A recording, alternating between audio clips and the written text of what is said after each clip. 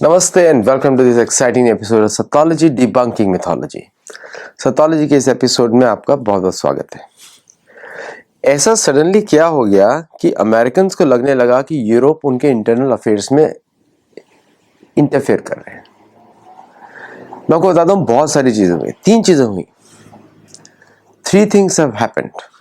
और आप लोगों ने जिसने मेरी बुक पढ़ी है गोल्ड ग्लोरी एंड गॉड, आपको यकीन ही होगा कि बहुत ही मैंने इनका एनालिसिस किया है और मैं उसी के बेसिस पे सारे वीडियोस करता हूँ, क्योंकि वो एनालिसिस एकदम कंप्लीट है कि यूरोप और अमेरिका के बीच में जो रिलेशनशिप स्ट्रांग होता है वो फेथ की वजह से होता है, और वीक होता है वो फेथ की वजह से होता है। ये लोग चर्च के बाहर सोच ही नहीं सकते। ऐसा जबरदस्त प्रोग्रामिंग किया है, and I give 3 hats to the church. बोलता कि भाई अच्छा काम किया आप लोगों ने, मतलब ऐसा प्रोग्रामिंग किया है कि ये लोग चर्च के बाहर सोच ही नहीं सकते। चर्च की लड़ाई से कभी बाहर ही नहीं निकले हैं ये लोग। आपको लगेगा कि निकले होंगे, लेकिन कभी निकले नहीं चर्च की लड़ाई से बाहर। अब देखिए 3 थिंग्स हुई है अमेरिका में। अब जो अमेरिकन राइट विंग है वो अक्यूज कर रहा है यूरोप को for infiltrating American government institutions और policy making institutions with a leftist ideology, number 1। Number 2, they are accusing Europe कि Europe is a slow decision making continent. दुनिया को मालूम ही है, लेकिन अक्यूज कर रहे हैं। तीसरा, वो बोल रहे हैं कि Europe is not buying enough American products. ठीक है, मैं तीनों चीजों पे एक साथ आता हूं। पहला हुआ राइट विंग ऑफ अमेरिका, जो मागा क्राउड है, कंजर्वेटिव मूवमेंट है, वो अक्यूज कर रहा है कि सारा लेफ्टिज्म जो है वो यूरोप से आया है। अरे भाई, वो तो सत्य है। कैथोलिसिज्म से ही मार्क्सिज्म आया, सोशलिज्म आया और आपका कम्युनिज्म आया, वो तो वहीं से आया। शायद मेरी बुक पढ़ रहे होंगे गोल्ड ग्लोरी एंड गॉड, तो वो तो ट्रेडिशनल लेफ्ट वो है, क्योंकि उसका रीजन है कि जब सोशलिज्म की बात करते हैं तो कैथोलिसिज्म बोलता है कि सब कुछ भगवान की दया है और आप भगवान की दया से एग्जिस्ट करते हो, आप भगवान पर ही विश्वास करो और सबको समान ट्रीटमेंट मिलेगा। पॉसिबिलिटी नहीं है मनुष्य समाज में। चतुर्वर्ण्यम मया सृष्टम गुण कर्म विभागशः। भगवान ने स्वयं 4 वर्ण बनाए हैं। तस्य कर्तारम अभिमान न तस्य कर्तारम अव्ययम। उनको बनाने के बाद भी मैं उसमें इन्वॉल्व नहीं हूँ, भगवान बोल रहे हैं। वो किस लिए बनाए हैं? बिजनेस कम्युनिटी चाहिए सबको, प्रोटेक्टर कम्युनिटी चाहिए सबको, ब्राह्मण कम्युनिटी चाहिए सबको, और वर्कर कम्युनिटी चाहिए सबको। इन चारों के बिना समाज नहीं चल सकता। इनमें से कोई भी एक दूसरे से ऊपर नीचे नहीं है। ये तो भगवान का सिस्टम है भाई। तो आप इक्वली ट्रीट किसी को नहीं कर सकते, क्योंकि पूर्ण कर्म के आधार पर ही लोगों को गुण कर्म मिलते हैं इस जन्म के। तो अगर जहां पे जन्म हुआ है, जिस परिवार में जन्म हुआ है, आपको वो आपके पिछले कर्म के आउटकम है कि उस परिवार में जन्म हुआ, तो आपकी capabilities will be part of that family, जिसके लिए आपने ऑलरेडी पूर्व कर्म से आपने कार्य किया है, तो इसलिए आपका जन्म वहां पे हुआ। किसी तरह की नाक मिली, किसी तरह का आंख मिला, किसी तरह का सोच धारा में विचारधारा मिली, किसी प्रकार का आपका एटीट्यूड्स मिला, वो सब आपका पूर्व जन्म से आता है। ऐसा नहीं कि बदल नहीं सकते, आप मेहनत करके बदल सकते हैं, क्योंकि कर्म तो बदला जा सकता है। किसी की डेस्टिनी हार्डवायर्ड नहीं होती, मतलब कि हार्ड की डेस्टिनी ऐसी आपका फ्यूचर नहीं। अरे किसी परिवार से प्रधानमंत्री मोदी जहां पे जन्म हुआ, अब वो प्रधानमंत्री बन गए, है ना। तो वो कर्म तो बदल सकते हैं, कर्म से सब कुछ बदला जा सकता है। उनकी डेस्टिनी में लिखा था कि राजा बनेंगे, चाहे किसी परिवार में हो, राजा बनेंगे, राजा बन गए। ओके, तो ये सोशलिज्म जो है इनकम्पैटिबल विद ह्यूमैनिटी, वर्णाश्रम से इनकम्पैटिबल है। कम्युनिज्म इनकम्पैटिबल है। आप जो है कि जो मैंने समझा है कम्युनिज्म को, वो है कम्युनिटी बेस्ड शासन। मतलब कि जो पार्टी का मेंबर है वही माता दाता करता धरता है ना, कम्युनिज्म। इस्लाम भी कम्युनिज्म है, क्रिश्चियनिज्म भी कम्युनिज्म है, कैथोलिज्म भी कम्युनिज्म है, ये सब कम्युनिज्म है। ओनली ओपन विचारधारा है इस सनातन धर्म विचारधारा, जहां वर्णाश्रम तो खुला हुआ है, आप कुछ से कुछ भी बन सकते हो। एक ही माता पिता के 4 पुत्र हो सकते हैं, जो एक ब्राह्मण भी है, वैश्य भी है, चारों वर्ण हो सकते हैं। ठीक है। और तीसरा इनका आया आपका लिबरलिज्म। अब लिबरलिज्म क्या होता है? हम खुले दिमाग के लोग हैं, हम कुछ भी कर सकते हैं, हम चर्च के विरुद्ध भी जा सकते हैं, वो भी चर्च से आया। चर्च के अपोजिशन में लिबरलिज्म बना, कैथोलिज्म के विरुद्ध में, है ना, वो भी वहीं से आया। कैथोलिज्म के विरुद्ध में ही प्रोटेस्टेंटिज्म बना। मार्क्सिज्म भी वहीं से आया, मार्क्सिज्म भी वही है, समानता, सब कुछ एक। कार्ल मार्क्स यही बोलता है कि सबको समान हो जाना चाहिए, नहीं तो हम कठोर कठोर कठोर कठोर कदम लेके समाज को तोड़ के उसको वापस कर दिया। क्रूअल्टी भी आ गई वहां से। तो क्रूअल्टी तो इनहेरेंट है कैथोलिसिज्म में। तो क्या अमेरिका शॉक कर रहा है? पहला, अब यूरोप कभी एकत्रित रहा नहीं, आपस में लड़ते रहते हैं। भाषा पे हर 100 किलोमीटर लड़ाई शुरू हो जाती। मैं फ्रेंच बोल रहा हूँ, मैं जर्मन, सारी भाषा एक दूसरे से मिलती जुलती है, कुछ अलग ही नहीं। ऐसा हो गया कि खड़ी बोली से आप बोल रहे हैं ब्रिज भाषा पे, दोनों तो हिंदी है, अब इस पे दो कंट्रीज बना देंगे वो लड़ लड़ के, ठीक है। तो वो भी कैथोलिसिज्म का प्रॉब्लम। फिर तीसरा बोलता है कि यूरोप खरीद नहीं रहा।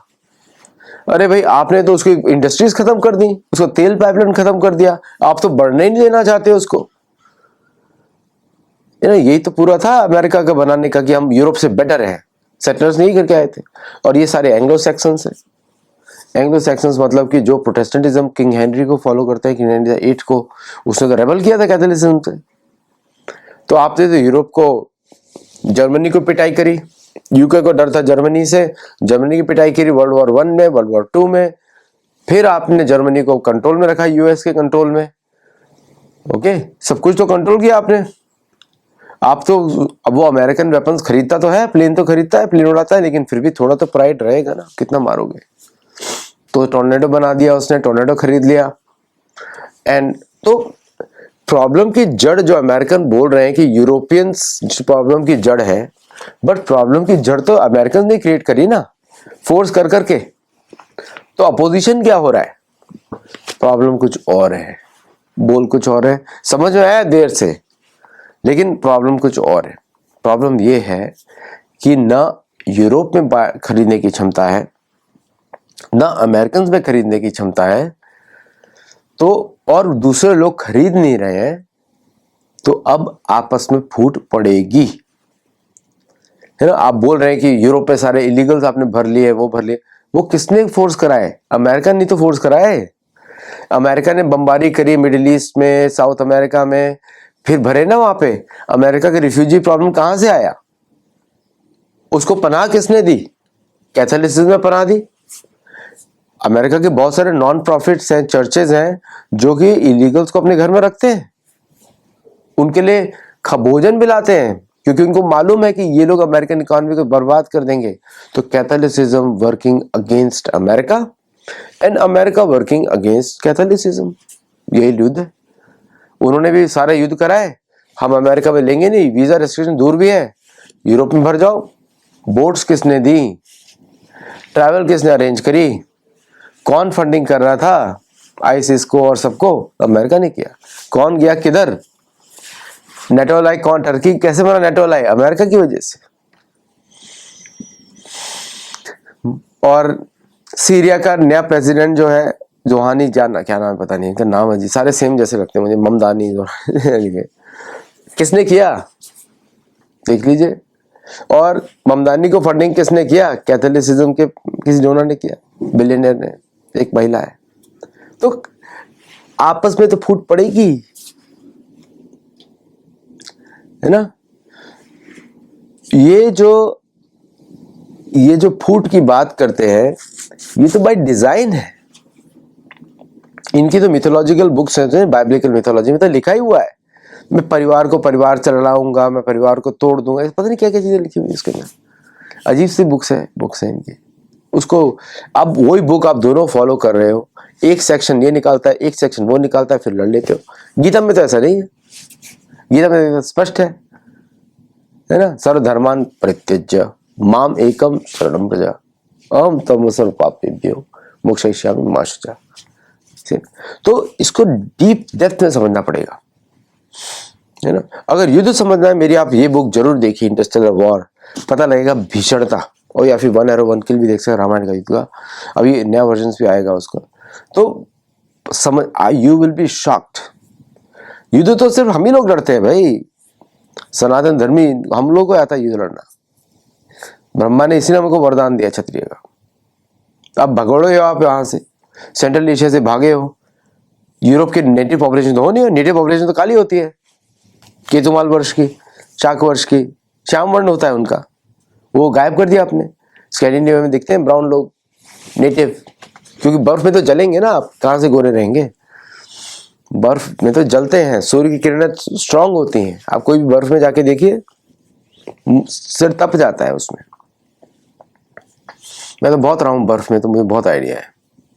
तो ये जो बोलते हैं, बोलते कुछ और है, समझते कुछ और है, और कुछ समझ में आता नहीं है, कंप्लेन करते रहते 24 घंटा। अब भारत खतरा है, अब चीन खतरा है, अब ये खतरा है। भाई खतरे में क्यों रहते हो भाई? अब इतना ही खतरा है तो रहते ही क्यों? तो अब यूरोप और अमेरिका में ठनने वाली है, वो भी जबरदस्त तरीके से, और वो डोमेस्टिक पॉलिटिक्स में दिखना शुरू हो जाएगा। यूरोप में ऑलरेडी दिख रहा है, अमेरिका में दिखना शुरू हो गया है। आज से लोगों के कमेंट्री शुरू हो गई है, और इसके बारे में पहले से लिख चुका हूँ, 4-4.5 साल पहले 2021 में लिख चुका हूँ इसके बारे में। एकदम स्क्रिप्ट वही है, ट्रीटी ऑफ वेस्टफालिया वाली स्क्रिप्ट है। और अभी भीषण होगा, क्योंकि चारों तरफ से प्रेशर है, तो प्रेशर कुकर यहाँ पर है, पश्चिमी देशों में है। अभी सब भूल जाएंगे, 5 आई 6 आई सब भूल जाएंगे लोग।